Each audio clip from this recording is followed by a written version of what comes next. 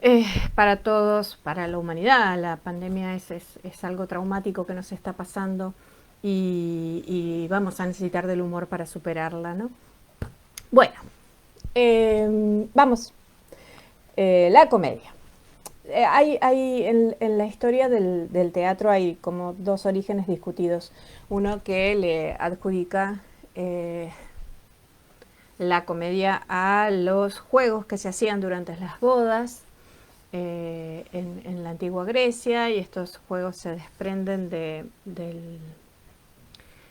bueno, de las bodas, de las celebraciones, y con el tiempo se convierten en juegos cómicos que forman juegos alegres, juegos propiciatorios del matrimonio que están festejando, celebrando por el hecho de que se hayan reunido por este matrimonio, razón quizá también por la cual en un tema de muchas comedias es el matrimonio de los protagonistas, ¿no? De los jóvenes, en todas, incluso cuando el protagonista es alguien mayor, como en Molière se va a dar, ¿no?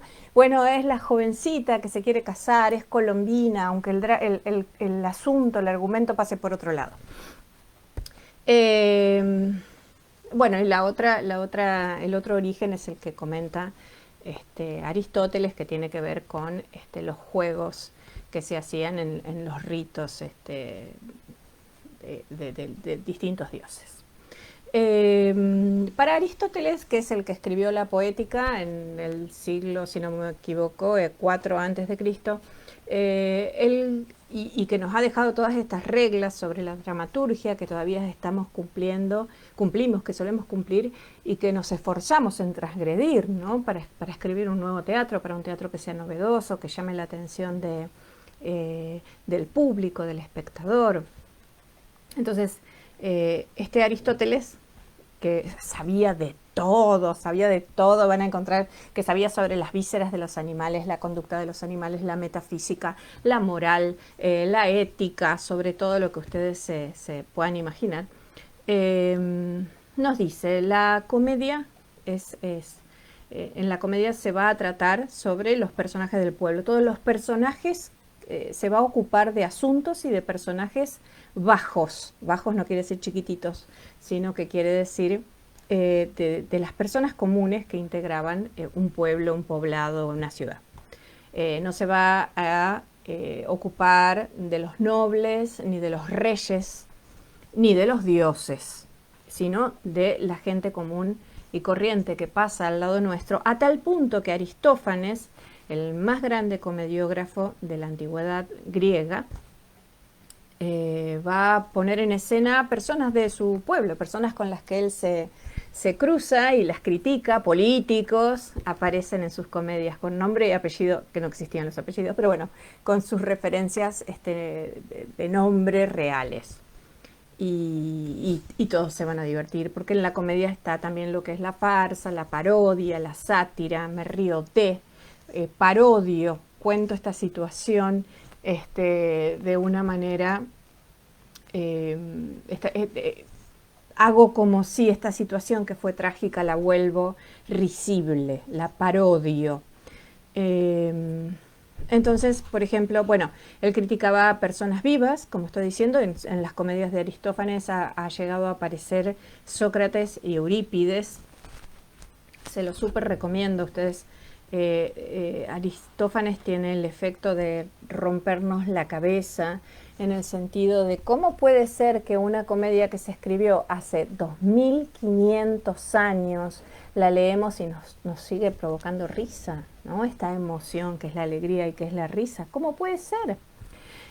Lisístrata es esta comedia que es tan famosa porque habla de la guerra de las mujeres, donde las mujeres enfrentan a sus maridos de una manera muy peculiar, que es absteniéndose de tener sexo con ellos para que acabe la guerra en Grecia, ¿no? Y bueno, los maridos se van poniendo cada vez más fogosos y más demandantes, entonces las mujeres triunfan. en su cometido de llevar la paz. Busquen traducciones, hay una traducción de Losada, por ejemplo, que es más fidedigna. Esta comedia es muy guarra, muy guarra. ¿Por qué? Porque lo escatológico también es un leitmotiv de la comedia. Lo escatológico también es un recurso de la comedia. Quizás es el más a la mano, el más sencillo, el más chabacano, lo que ustedes quieran, pero lo escatológico forma parte de la comedia. El otro recurso, creo que lo comenté, es la sátira política, por eso él toma personajes de su entorno, Aristófanes estoy hablando, y en general la comedia, salvo excepción, tiene que tener un final feliz, tienen que reunirse las partes, ¿no? Entonces ustedes van a encontrar que los jóvenes que pretendían casarse se casan, los que estaban peleados se concilian, y a mi juicio, modestamente, en la escena final de la comedia tienen que estar todos encima del escenario. En la comedia otra cosa que sucede también es que debería haber música, ¿no? El espectáculo completo siempre es con música. Hay una comedia en la antigüedad grecolatina que transgrede, y creo que es la única que lo transgrede hasta el día de hoy, a esta norma de Aristóteles de los personajes divinos, los altos personajes no pueden formar parte de una comedia, y tenemos un autor que es Plauto. Me distraigo porque estoy leyendo por ahí chat. Y tenemos a Plauto, ¿no? Y Plauto dice, yo la voy a transgredir. Y escribe Anfitrión. Les súper recomiendo, se las voy a anotar. Anfitrión es una comedia, acá está, ahí se los mando, a ver, sí, que habla sobre los amores de Júpiter. O sea, esto él la escribe durante el Imperio Romano. Ya Zeus pasó a ser Júpiter. Y habla de una guerra. Júpiter, ya saben cómo era, que era enamoradizo, que era capaz de convertirse en lluvia de oro, que era capaz de convertirse en cisne, que era capaz de convertirse en toro, casi que hacía cualquier cosa por tener a una mujer de la que se había entusiasmado. No voy a decir enamorado porque es como mucho para Júpiter. Y entonces él se entusiasma, él se prenda de Alcmena, una mujer que se llama Alcmena, y como no sabe cómo llegar a ella, cómo seducirla, porque a Júpiter le gustaba como la cosa medio rápida, entonces, bueno, no se iba a tomar el trabajo de convencerla, de invitarte a una copa, de una cena, de un bailecito. Entonces, directamente opta por transformarse en el marido de Alcmena, lo cual denota una falta denota una falta de imaginación. Júpiter se transforma, toma el cuerpo del marido de Alcmena, que en ese momento está en la guerra. Entonces él llega a la casa de Alcmena y decide yacer con ella, se los estoy diciendo de manera elegante. Ella accede, es su marido, y se lo ve contento, entonces ella piensa, bueno, nos debe estar yendo bien en la guerra. Júpiter hace lo suyo y se marcha. Los dioses también se marchan. Y entonces, ¿qué sucede? Que al rato viene el marido de la guerra, el marido que se llama Anfitrión. Anfitrión vuelve de la guerra está allá, acá afuera, es como si uno dijera, está en el límite de la provincia de Buenos Aires, está en la General Paz, vuelve y le dice, bueno, ganamos la guerra nos está yendo muy bien, quiero tener sexo, soy tu marido. Y ella dice, ¿cómo otra vez? Y entonces él comprende que algo pasó, tienen sexo otra vez, comprende que algo pasó, y ella queda, bueno, en estas cosas un poco mágicas, o estas creencias, ¿no? Qué sé yo, de la fecundación que tenían los griegos, y ella queda embarazada a la vez de Heracles, de Hércules, y de Ificles, hermanos que se van a odiar toda la vida. Entonces, insisto con esto, Plauto tomó un personaje, una divinidad, que es Júpiter, que no hace un mal papel, porque no es que la comedia está hecha para ridiculizar a un dios, o reírse de la divinidad, o comportarse de modo blasfemo, si bien no eran, quizá los romanos no lo hubieran quemado a Plauto, eso no sucedía en esas religiones.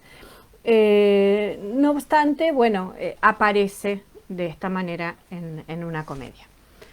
Nosotros usamos la palabra anfitrión. Anfitrión es aquel que es un buen receptor, ¿no? Un buen, el que da la bienvenida en una fiesta, el dueño de casa, y sin embargo es el cornudo por excelencia. Es el camino de las palabras en nuestra lengua. Bueno, yo me preguntaba, a partir de esto, ¿no? Y de esta premisa aristotélica, que es los altos personajes nunca entran a la comedia, solo los bajos, y a mi juicio la única transgresión es en Plauto Anfitrión, Júpiter dentro de la comedia Anfitrión. Me preguntaba, y los desafío, a que, challenge, que es como se dice ahora, un challenge, a que encuentren a ver si hay alguna comedia que ustedes consideren que trate sobre personajes, sobre grandes políticos, sobre reyes, sobre el Papa, ¿no? ¿Tenemos alguna comedia donde nos riamos del Papa? Ha habido una, yo pensaba la otra vez, una preciosa que creo que es con Michel Serrault, que es el Papa, no me acuerdo el nombre, un Papa ficticio, padece de pánico y entonces se traviste de persona común y corriente para ir al psicólogo, y bueno, entra en tratamiento. Pero no es el Papa, no es Juan Pablo II, no es Juan XXIII, no es Juan Pablo I, no es el Papa Francisco, no es Benedicto. Hace poquito hubo una serie también con sus cosas de comedia y un poquito quizá de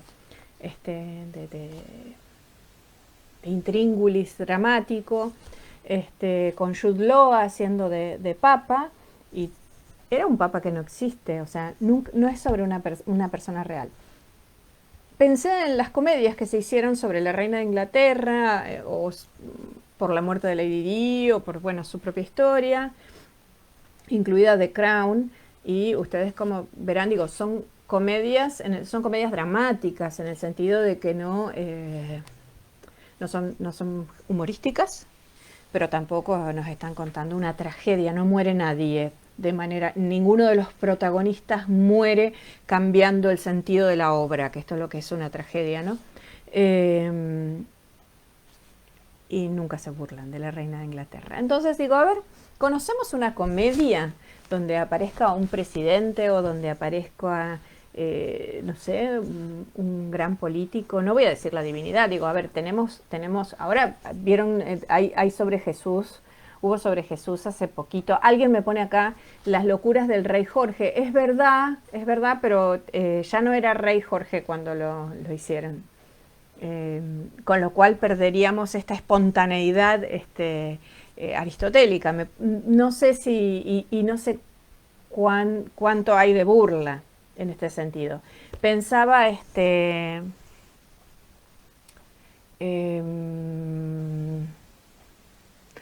si tuviéramos algún político, ¿hay alguna sobre Trump?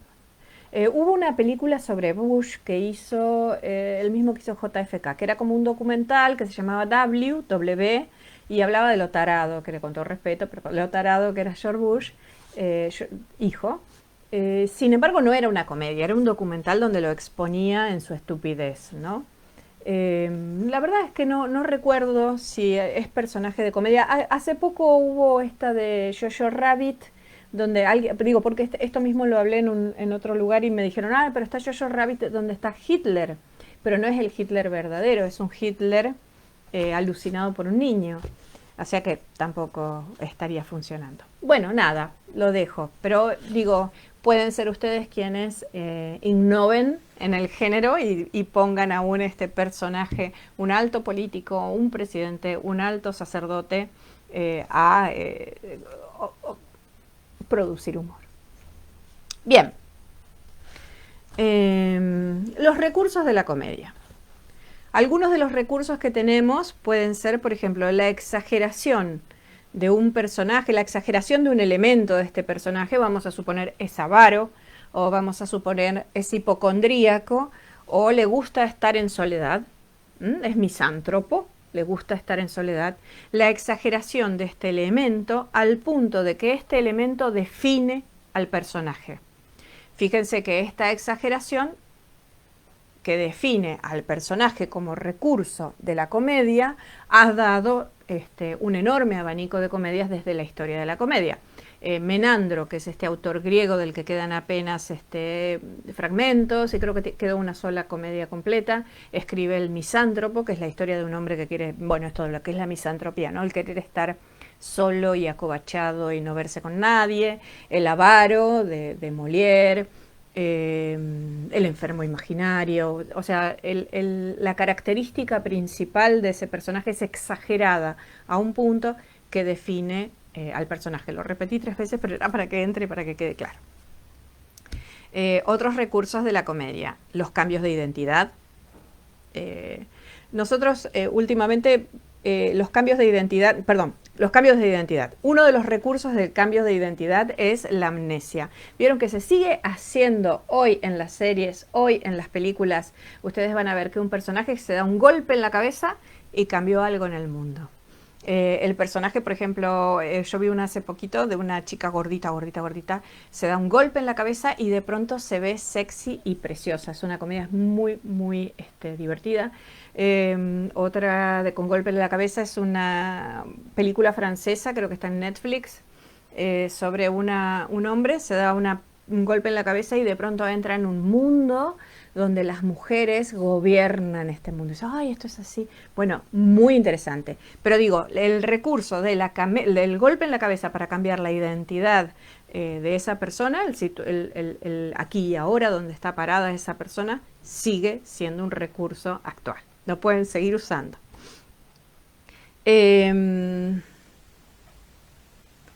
Otro es el travestismo. Lo vemos en el Siglo de Oro, en Shakespeare, en Tirso de Molina, en Lope de Vega. Uno de los personajes se viste del otro sexo para conseguir un objetivo. Para cuando son mellizos, por ejemplo, para no ser descubiertos o para estar de manera oculta. Shakespeare tiene una obra así. Don Gil de las Calzas Verdes, que es de Tirso de Molina, por ejemplo, un personaje, una muchacha, está enamorada de un caballero, de un muchacho, y el muchacho la rechaza porque se ha enamorado de otra que vive en otra ciudad. Y entonces ella dice, no, yo me voy a vestir de hombre, me voy a poner unas calzas, ¿no? Las calzas que eran lo que son ahora, unas calzas verdes masculinas, me voy a hacer llamar Don Gil, me voy a ir a la ciudad donde vive esa otra muchacha, mi rival, y voy a conquistar y seducir a mi rival para que rechace al hombre que amo, y entonces ese hombre que amo no le quede otro recurso que amarme a mí. Así de enrolladas son las comedias del Siglo de Oro y así de divertidas porque no tienen nada de naturalista. No hay nada naturalista en el desarrollo de los sentimientos, ¿no? Nadie se enamora porque, me quedé solo y entonces, ¿qué hago? ¿No? Un poco como aparece en Sueño de una noche de verano. Bueno, no, ellos se emparejaron, los otros se casan y bueno, casémonos nosotros, ¿no? Que tiene esto. Pero bueno, esto también es de la comedia porque el objetivo de la comedia es la reunión de las partes. La reunión de los enamorados, estén enamorados o no. Bien. Decía, otro cambio de identidad tiene que ver con el mellizo perdido que regresa. Esto ya aparece también en Plauto y en Shakespeare, por supuesto, porque también es verdad que en las comedias hay como si fueran postas, ¿no? Cada tantos siglos o cada tanto tiempo vuelve a trabajarse el mismo leitmotiv, el mismo argumento. Don Juan, piensen en Don Juan lo trabaja Tirso de Molina. Don Juan, si bien no es una comedia, no es una tragedia, pero bueno, Don Juan lo va en sentido de tragedia, lo trabaja Tirso de Molina y lo pone en el mundo con el nombre de El burlador de Sevilla. Lo va a trabajar después, ahora se me fue el nombre, me sale Espronceda y no es, pero bueno, lo vuelve a trabajar otro autor español, y ya como comedia al Don Juan lo vuelve a trabajar Molière, lo vuelve a trabajar Brecht, lo reversionan, ¿no? Vuelven a versionar. Muchas veces cuando versionan los autores, cuando un dramaturgo toma un texto que ya existe, le cambia el signo, entonces lo que era una tragedia la convierte en comedia o viceversa. Otro leitmotiv de la comedia es el mundo al revés. El mundo al revés, digo, es también un leitmotiv de la copla, esa copla que dice, por ejemplo, de las aves que vuelan, me gusta el sapo, porque es gordo, peludo, panzón y ñato. Y todos sabemos que el sapo no puede volar. Bueno, este es el mundo al revés. En el mundo al revés, por ejemplo, tienen una comedia de Aristófanes, que es Las asambleístas. De pronto las mujeres griegas deciden robarles a su marido, hacerse unas barbas, robarles la toga y el bastón de mando e irse a la asamblea, dictar leyes que las favorezcan y gobiernan las mujeres, ¿no? Haciéndose pasar por hombres. Fíjense, acá también aparece el recurso del transvestismo. Y entonces, bueno, las mujeres gobiernan a los hombres con unas leyes absolutamente locas y muy divertidas. Otro recurso para escribir comedias, y que es usual en las comedias, es la magia que transforma a las personas en animales. Por ejemplo, en Sueño de una noche de verano. Vieron que aparece uno de los personajes con cabeza de burro, y esto suele aparecer en la comedia en un texto que no es, que es El asno de oro, que no es tampoco un drama. También suelen aparecer esto de pronto un personaje se convirtió en un animal risible, ¿no? No la literatura fantástica, que eso es harina de otra costal. Esto es para provocar el humor. Luego tenemos un tipo de comedias que es muy posterior, que ya es cuando las obras de teatro se realizan en teatros, en teatros a la italiana, en teatros en lugares contenidos, y entonces pueden entrar y salir los personajes y nunca encontrarse los que deben encontrarse para resolver la escena, para resolver la situación planteada en la comedia, que si la resolvieran, saben, dura 15 minutos. Entonces esto es lo que se llama comedias de puertas. Unos entran, otros salen, unos entran, otros salen.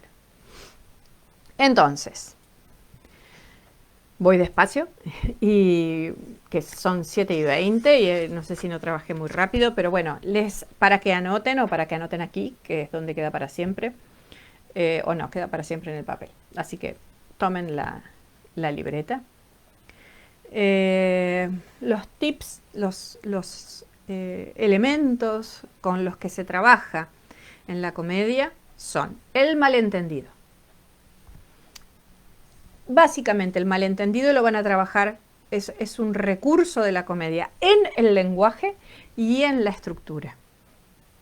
En el lenguaje es, yo dije tal cosa y el otro entendió tal cosa y actuó de esa manera como entendió, pero en realidad partió de un malentendido, de un error. Por otro lado, el malentendido es el recurso, es básicamente como nos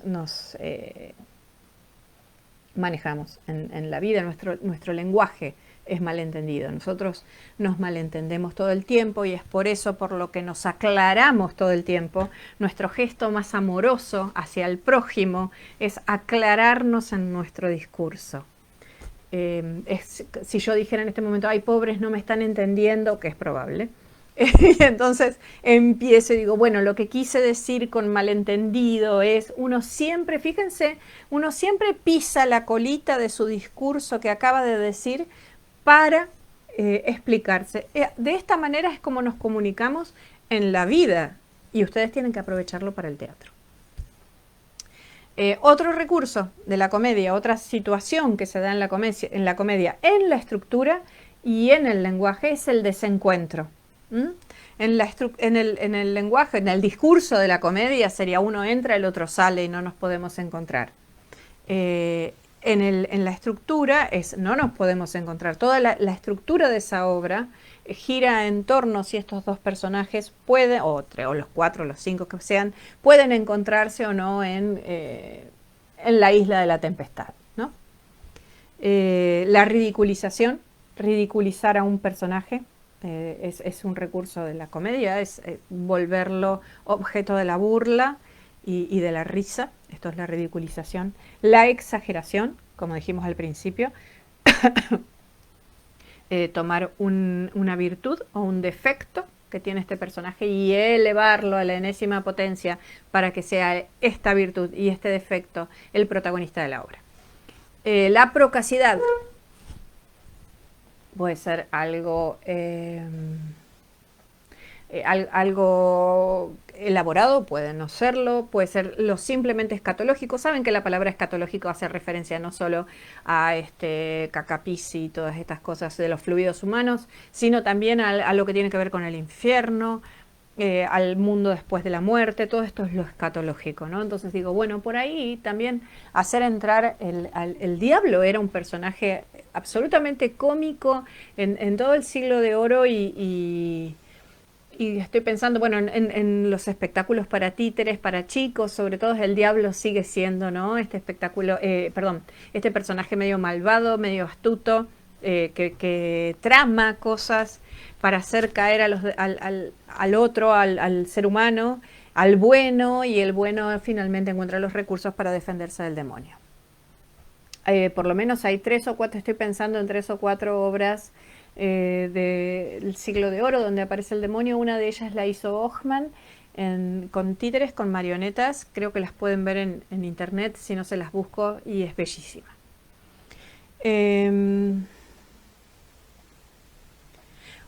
Otra manera, otra forma que menciona Lope de Vega. Lope de Vega renueva el teatro. Ay, ya me siento, cuando digo Lope de Vega, me siento como una profesora académica que acaba de llegar de la Complutense y nada, estoy en casa.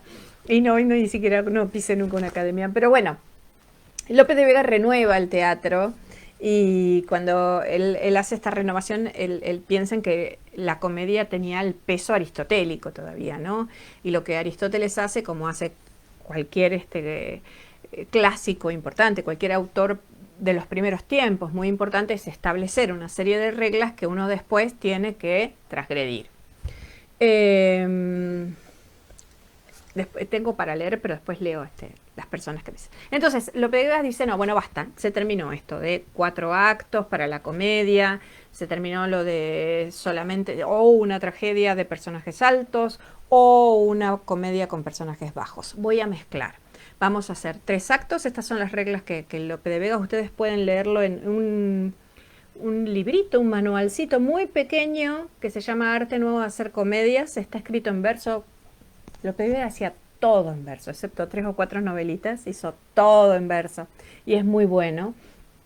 Y hay que tomarle la primera comedia que leamos, ay Dios mío, qué plomo y qué cosa horrible. Yo leí Fuente Ovejuna en la secundaria y me quería morir, pero la segunda es un poco más interesante y a la tercera uno ya se enamora de ese lenguaje y a la cuarta descubre cosas y a la quinta se da cuenta que está solísimo leyendo eso, porque ¿quién va a estar leyendo esto aparte de uno? Y a la sexta Félix Lope de Vega es casi un amigo. Así que ténganle paciencia y léanlo. Casi mucho de su obra era un animal, ¿no? Le decían el Fénix, pero mucha de su obra está en internet. No tienen que gastar. Este es el momento ideal para hacer un viaje a ese tipo de dramaturgia. Pero decía, bueno, él establece unas reglas y entonces dice, se terminó escribir la comedia en 4 actos, la voy a escribir en 3 actos. Ya la chica, cada acto tiene que tener aproximadamente 1000 versos, dice él. Yo les propongo, vayan a cervantesvirtual.com, que es una página de literatura española que tiene muchas obras de él, cuenten cuántas palabras tienen cada acto y tomen eso como referencia. Las comedias de Lope de Vega no son largas para nosotros los argentinos, que 1h10 y ya sentimos y ya queremos salir huyendo del teatro, pero en realidad no duran más de 2 horas, no son muy largas. Podrá haber alguna un poco más larga. Y él dice, bueno, que haya 2 niveles de argumentos. Un argumento que tiene que ver con el de los protagonistas, un argumento que es más de capa y espada, un argumento que es más galante, y otro que es el de los criados o el de los personajes menores. En ellos va a estar el humor. Ellos van a llevar adelante el humor. Esto lo pensó Lope de Vega hace 5 siglos. Y bueno, ustedes van a ver la primera serie de Netflix, que nunca me acuerdo cómo se llama, Lilyhammer, me acordé, por Dios y la Virgen. La primera serie de Netflix que produce Netflix hace varios años se llama Lilyhammer, y es una historia muy divertida de un mafioso que se hace proteger por el sistema de protección de testigos, y entonces lo mandan a un pueblo perdido en Finlandia que se llama Lilyhammer. Y los personajes que lo rodean son personajes muy torpes y divertidos. Y entonces dice el actor, no voy a recordar cómo se llama, pero los invito a que lo busquen, dice el actor, es que este es un género nuevo y se llama dramedy. Ustedes van a ver que los norteamericanos hablan de dramedy. Se los anoto acá. Creo que se escribe así, dramedy, o con una sola M. Y en realidad dramedy se lo había inventado Lope Vega 500 años antes. Así que ustedes piensen esto, me parece bueno que recuerden todos estos recursos que tienen, apelen a muchos de estos recursos, mézclenlos, piensen obras que si las van a hacer, no digo que tengan 3 actos, porque no sé lo que sería hoy para nosotros 3 actos, pero sí que no pasen de las 6 escenas, y que ustedes puedan ver, bueno, el comienzo está planteado en las 2 primeras, el clímax es en la cuarta, y en la quinta y la sexta las dejo para bajar y finalizar. Hemos tenido media hora de clase. Respondo a alguien que me dijo acá, Miriam Tucker, que me comentó algo larguito y no lo pude leer. Acá. Los tips, los elementos con los que se trabaja son el malentendido, un recurso de la comedia. Yo hice, sí, estás como desgrabando, Miriam. Sí, bueno, ustedes traten de trabajar sobre estos elementos y mezclándolos, eligiendo. Nada, voy a tratar de ver si la semana que viene puedo hacer algo con monólogos, a ver si salimos de esta pandemia con monólogos. Y bueno, nada, los invito si quieren que nos conozcamos, se vengan a probar un curso, la parte de la publicidad. Y nada, va a ser un placer estar juntos. Los que ya me conocen saben que escriben sí o sí, están cansados de escucharme. Alguien me dijo que le reemplacé durante la pandemia al Spotify, así que eso no sé si no es una tortura. Bueno, si alguien tiene alguna pregunta, estoy acá un ratitito.